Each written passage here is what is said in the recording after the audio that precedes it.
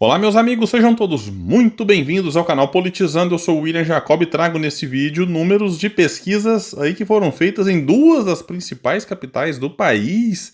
E nessas capitais que eu trarei para vocês, não tem esse negócio de eleição apertada, não. Lá a situação deve ser decidida no primeiro turno. Tanto é que os institutos nem perderam tempo fazendo simulações de segundo turno. Eu falo aqui de Recife e também de Salvador, duas capitais importantes do Nordeste. Eu quero trazer algumas reflexões, como é que está a situação dos prefeitos que buscam a reeleição. Será que o apoio do Lula e do Bolsonaro lá estão fazendo a diferença ou não? Só que antes quero pedir sua ajuda. Chegou no canal, viu que não está inscrito? Se puder, se inscreva, ativa aí o sininho das notificações. Se gostar do vídeo, manda o joinha pra cima, se não gostar, joinha pra baixo, comenta, compartilha, espalha, principalmente com quem mora em Salvador ou em Recife, mas não morando nas capitais, morando em outras cidades dos estados aí da Bahia e de Pernambuco, ou até fora, né? Tá querendo saber o que pode acontecer lá, né, em Recife, Salvador. Vamos trazer então pessoas para cá, porque aqui nós lutamos por um Brasil melhor. Vamos começar aqui com Salvador, capital da Bahia. A pesquisa Quest ouviu 900 pessoas entre os dias 14 e 16 de setembro. Tem uma margem de erro de 3 pontos para mais e para menos. E o atual prefeito, que é do União Brasil, Bruno Reis, tem como vice a Ana Paula, que é do PDT. Ana Paula, que foi candidata a vice junto com Ciro Gomes em 2022. Ela é vice-prefeita, assim como ele é prefeito, e eles tentam a reeleição. Tudo indica que vão conseguir com uma vantagem assim gigantesca. O Bruno Reis lidera com 74% das intenções de voto. É isso mesmo, 74%. Você pode pensar, William, mas esse número alto assim, ele então, sabe que ele conseguiu crescer na última pesquisa? Conseguiu, ele já tinha muito, tinha 66, em agosto cresceu 8 pontos, foi para 74. Em segundo lugar, vejam só que humilhante, tá? O Geraldo Júnior, que é o vice-governador do estado, ele é do MDB, ele tinha 9, aí você pode pensar assim, eu também cheguei a pensar, falei, quando começar a campanha, com o eleitor ver que ele é o candidato do Lula e tal, aí vai começar a vincular a imagem e vai crescer nas pesquisas. Eu tinha minha dúvida se seria o suficiente para forçar um segundo turno, né? Mas, além de não crescer nas pesquisas, o Geraldo Júnior caiu. Ele já tinha 9, o que era muito pouco. Agora aparece com 6 pontos. Pois é. O Kleber Rosa, que é do PSOL, tem 4. Vitor Marinho, do PSTU, 1. Os demais candidatos não pontuaram. 6% de indecisos, 9% de branco, nulo e não vai votar. Bom, pessoal, e é o seguinte, né? Em 2022, o ACM Neto, ex-prefeito de Salvador, tentava chegar ao governo do estado, começou nas pesquisas muito à frente do Jerônimo Rodrigues e aconteceu o que muitos, inclusive eu, tinham como improvável, que é perder a eleição. O Jerônimo Rodrigues era secretário do ex-governador Rui Costa. Quando começou a campanha, aí veio lá a eleição nacional e o Lula pedindo voto para o Jerônimo Rodrigues, o ex-governador Rui Costa também e tudo mais. O Jerônimo cresceu até que conseguiu vencer as eleições, derrotando o favoritíssimo ACM Neto.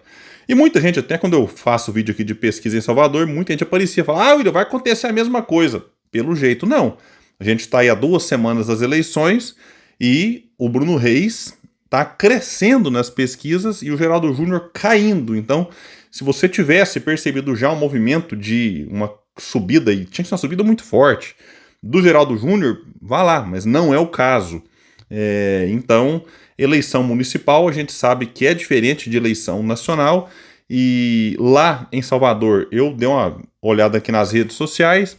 O Bruno Reis não nacionalizou a campanha, algo que eu disse aqui que ele não faria, né, por uma questão óbvia, ele está na frente, para que ele vai entrar nessa questão de Lula, Bolsonaro? Então o Bruno Reis está focado em mostrar o que fez como prefeito, né, o que pretende continuar fazendo, melhorando a vida das pessoas de Salvador, que é uma continuidade do que a ACM Neto fez durante os 8 anos. A ACM Neto saiu muito bem avaliado, por isso eu mesmo achei que ele fosse ser eleito governador do estado em 2022. Então Bruno Reis está tocando a sua campanha, sem preocupar com Lula, com Bolsonaro, com qualquer pessoa em nível nacional. Já o Geraldo Júnior, vice-governador, governador que é da Bahia, lá o Jerônimo Rodrigues do PT, o Geraldo Júnior agora é o candidato a prefeito de Salvador e tem uma vice que é do PT, que é a Fábia, cadê o nome dela aqui? Fábia Reis. ele tá assim, nacionalizando. Você entra no Instagram dele, tá lá, fixada a foto dele com o Lula. Você olha o material de campanha, tá o tempo todo dele com o Lula, com o Jerônimo, com o Rui Costa, enfim, com figuras do PT, mas mesmo assim não tá crescendo nas pesquisas, o que é, de alguma forma, até um pouco vergonhoso pro próprio PT no Estado. Imagina o candidato do PT, apoiado pelo PT, com o PT como vice, com a imagem do Lula colada no cara, o cara aparece com 6%. Né? É realmente um número, assim, muito, mas muito baixo. Por que acontece isso, William? Porque o atual prefeito, Bruno Reis, é muito bem avaliado pela população. Essa mesma pesquisa Quest mostra que ele é aprovado por 67%. Era 59%, então melhorou 8 pontos. E somente 4% avaliam como negativa a administração do atual prefeito. Então, é praticamente impossível derrotar alguém com esses números. Então, a tarefa do Geraldo Júnior lá em Salvador é praticamente realmente assim impossível, mas né, vamos ver o que vai acontecer nessas 2 últimas semanas aí de campanha. E por falar em prefeito muito bem avaliado e com folga nas pesquisas, vamos aqui falar de Recife. O Datafolha ouviu 910 eleitores entre os dias 17 e 18 de setembro. Tem uma margem de erro de 3 pontos para mais ou para menos.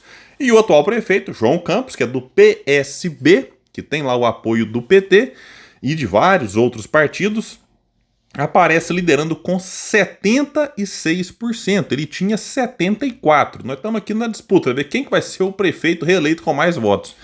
O João Campos e o Bruno Reis, né, Recife e Salvador aqui, aparecem como favoritos. Então, João Campos, 7,6%.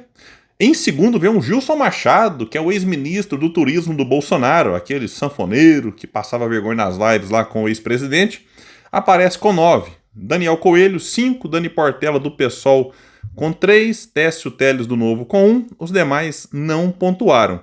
E vejam só que a situação do João Campos é tão tranquila que, além dele ser o que lidera nas pesquisas, ele tem uma rejeição praticamente nula. O mais rejeitado é o Gilson Machado, com 43%, e depois tem outros nomes aqui desconhecidos, não vou nem gastar o tempo. E o João Campos, ele é rejeitado por apenas 7% dos entrevistados. Vejam só que situação realmente tranquila para o João Campos. E a pergunta que também, né, o pessoal fala assim, você votaria em qualquer um? Tem 2% que votaria em qualquer um. Fico pensando na tranquilidade dessa pessoa, não tá nem aí, né? Vota em qualquer um tá bom, 2% tá nesse nível aqui. E 2% não vota em ninguém, quer saber de ninguém e tal, são os extremos, né? E o João Campos, pessoal, também fui dar uma olhada aqui nas redes sociais dele, ele nem precisou nacionalizar a campanha. É o caso do Bruno Reis lá em Salvador, é prefeito, bem avaliado, que não precisa ficar entrando em treta de Lula, Bolsonaro, de questão nacional. Foca em quem? Mostrar o que fez, o que pretende continuar fazendo.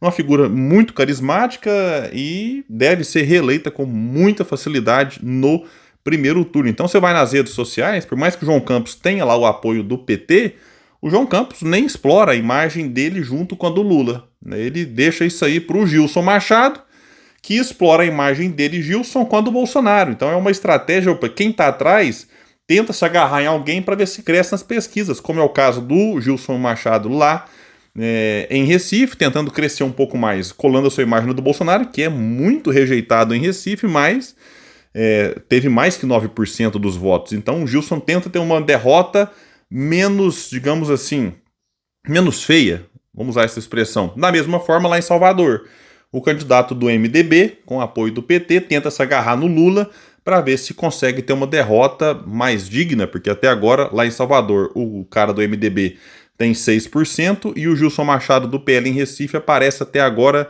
com 9%. E vamos lembrar que o João Campos está tentando a reeleição e que em 2020 ele foi eleito contra o PT. PT que na época tinha como candidata Marília Reis. E lá na época a eleição foi muito, assim, violenta, não no sentido literal da palavra, mas de forma física, mas com agressões de ambos os lados. Realmente o nível lá foi, assim, muito preocupante. Tensão altíssima entre João Campos e Marília Reis, que são primos, inclusive.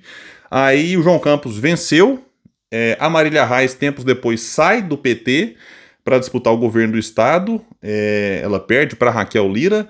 E agora João Campos, que era inimigo mortal do PT em 2020, agora viraram aliados lá e o João Campos deve ser reeleito com muita tranquilidade, insisto. Pessoal, e a gente vai ficar atento. Eu tenho feito aqui vários vídeos de muitas capitais: Fortaleza, São Paulo, Rio de Janeiro, Porto Alegre, quero Belo Horizonte, quero ficar atento também em outras capitais aí nessa reta final de campanha.